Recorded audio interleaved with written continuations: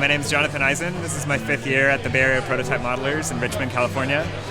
It's an event I've been coming to every year and have enjoyed thoroughly, learning from fellow modelers the tips, techniques that they want to share about how they did things like weathering and painting, things that have improved my own modeling skills as I work through my models.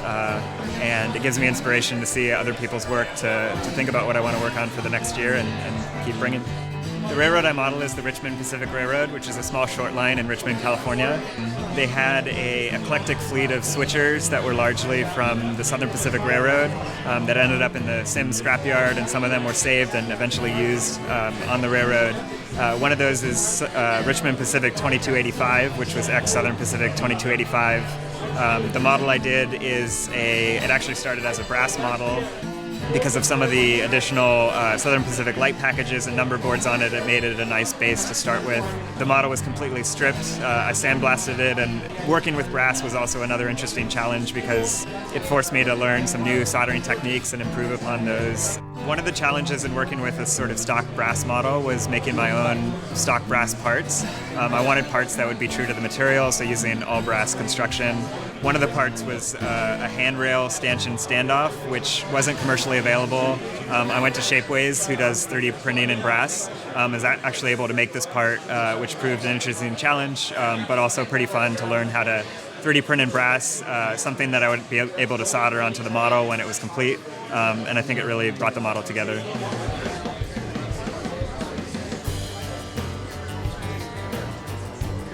My name is Kevin Caldwell, and I'm from Reno, Nevada, and I model in scale.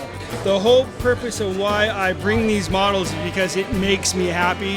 It's a self-challenge. I don't do it to beat anybody else, and I don't do it to be critiqued by anybody else. I do this for me, and this is my relief. I started as a kid when I was 3 or 4 years old with my first HO scale layout my dad built me, just a roundy round, and then from there I lost interest in trains, and then about 1998 I was able to get another extra bedroom in my apartment, and I just went to town and stayed home and stayed out of the bars, stayed out of prison, and focused all my attention on my trains. I present a scale that is somewhat underrated and underappreciated, and I can go on par with the HO guys. I really like my chassis stuff.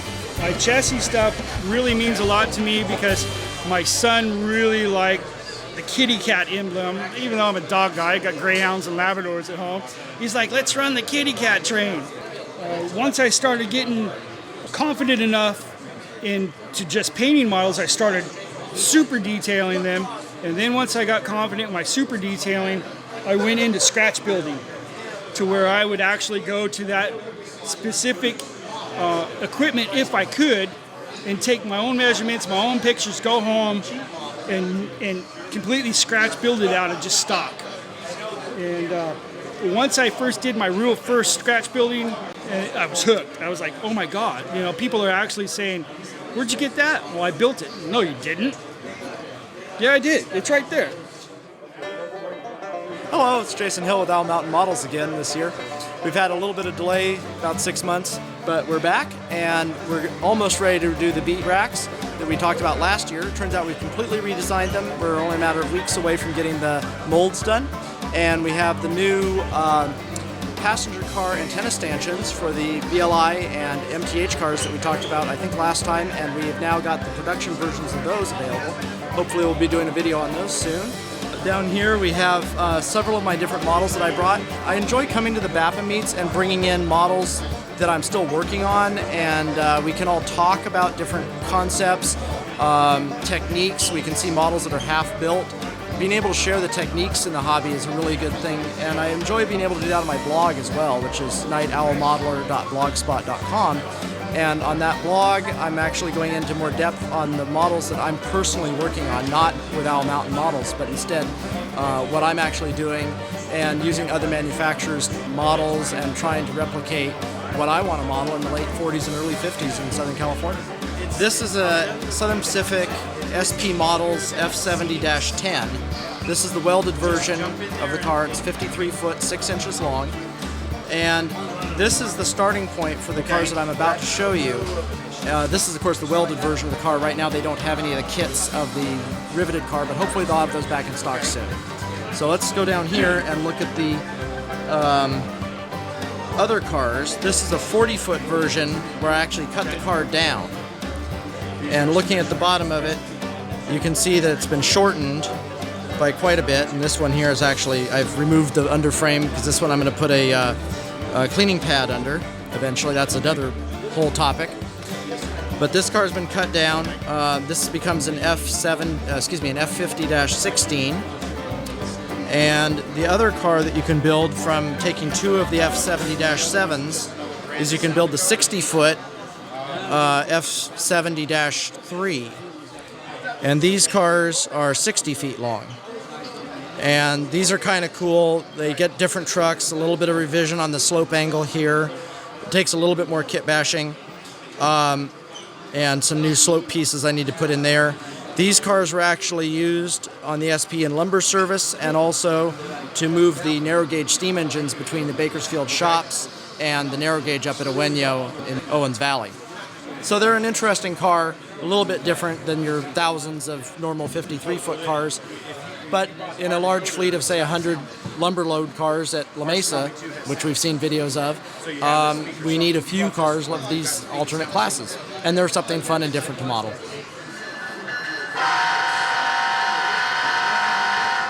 that this Rock Island one talking?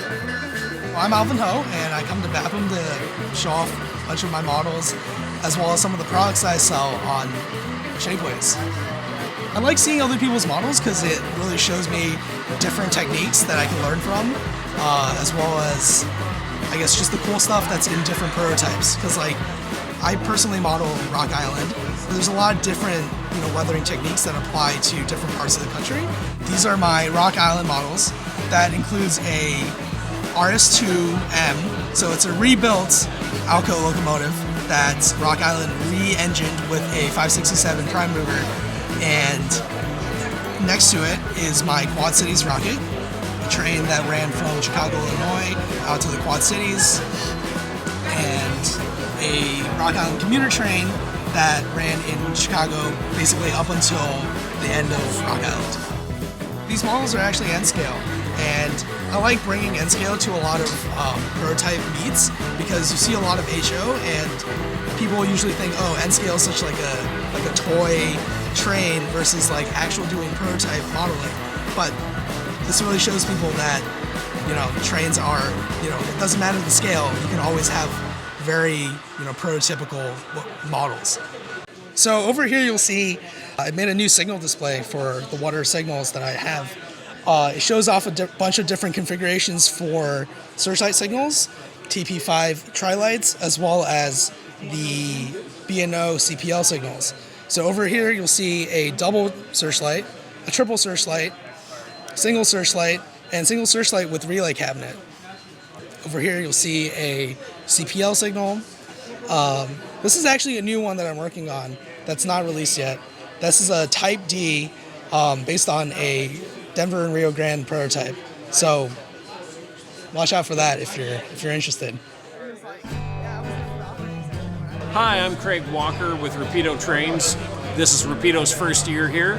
And among the new products we have either just coming out or coming in the next 6-9 months are such things as an SW1200, not to be confused with the Canadian SW1200R, a General Electric B36-7, which is pretty much only an American locomotive. I think British Columbia had a few.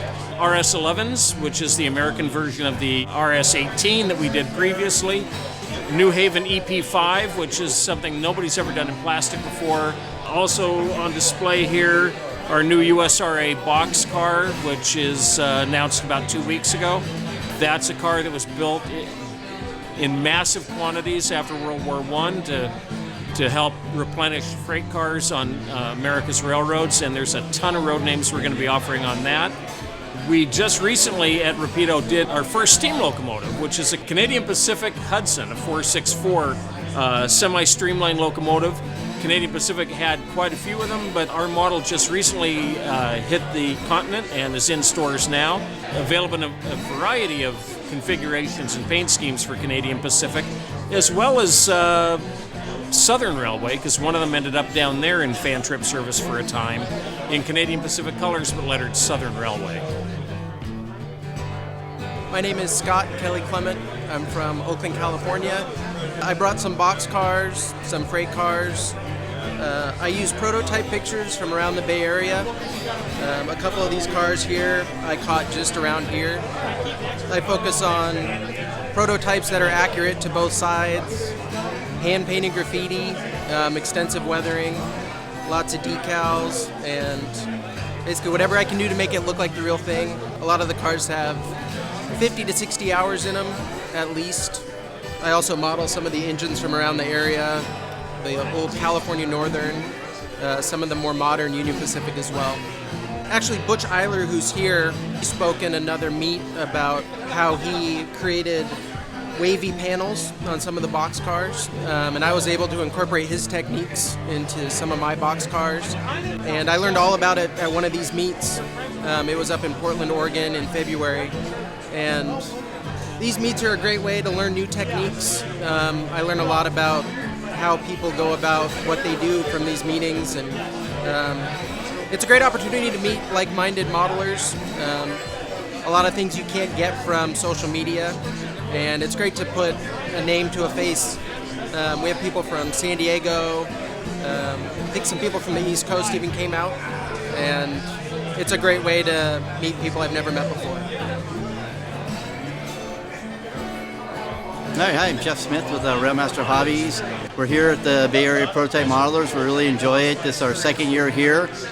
Really love the people and engaging with everybody. We brought our product with us. Our main product is our speakers that we bring, and we're kind of famous for our speakers. We also have a brick and mortar store in Bellflower, California.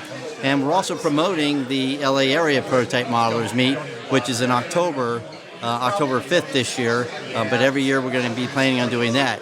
So we're enjoying our time up here and meeting the other modelers. I'm Butch Euler, and I came out to the meet from Biglerville, Pennsylvania. Let's see, I think this is about my 65th RPM meet in 14 different states. I enjoy coming to these things and learning from other people and showing some techniques. I'm giving a clinic at 2:30.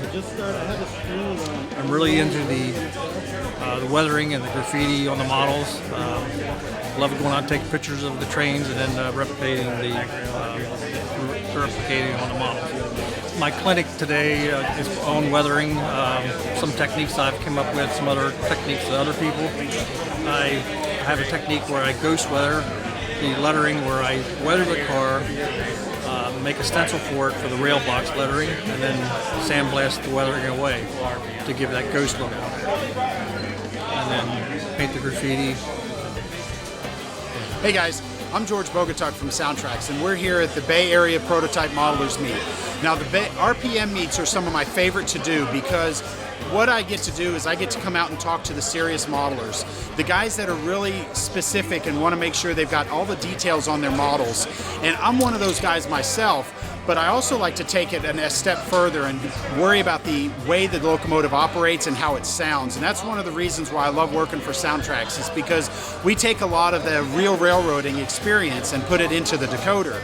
So you can actually run the brakes and run the throttle more accurately like the real locomotives, rather than just simply turning a knob on a power pack and letting it run around. All of our sounds are interactive based on what the locomotive is doing. Anybody can make a noisemaker, but it takes a real experienced modeler and somebody who understands how the locomotives run to make an integrated sound system that works based on how you use the locomotive. So for example, when you use the brakes more with the Soundtrack Tsunami 2, you're going to hear the compressor cycle more frequently as the locomotive works to charge the train line back up. So with that, I've actually got some models here that I took with me so I could have them on display. They've all got Tsunami 2, but I've also been playing a little bit with the lights. So now on the table, I've actually have a Genesis GP38-2, followed by an Athearn RTR SD40 that I've done a lot of detail work on, and we'll show you that in a minute.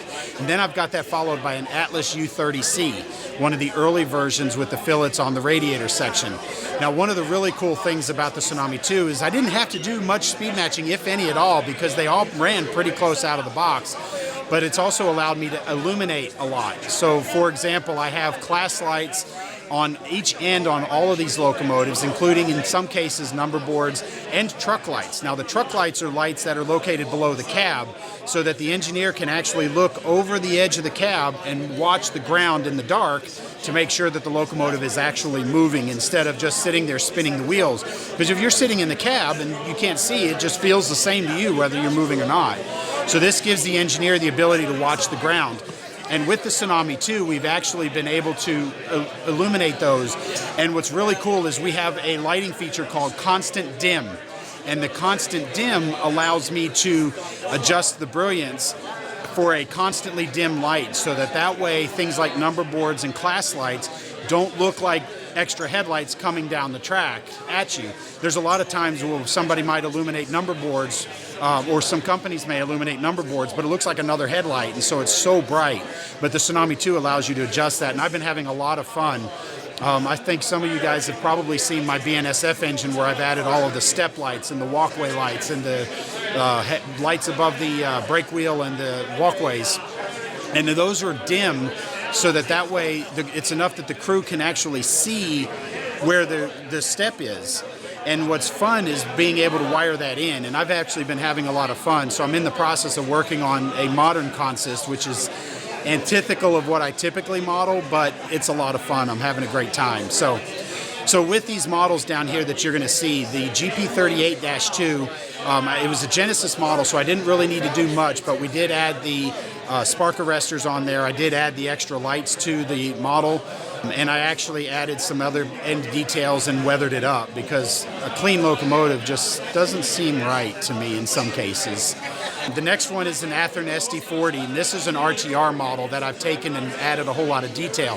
The RTR model has a lot of detail in it already, but it's not Genesis quality. So we added the lift rings on the top of the locomotive.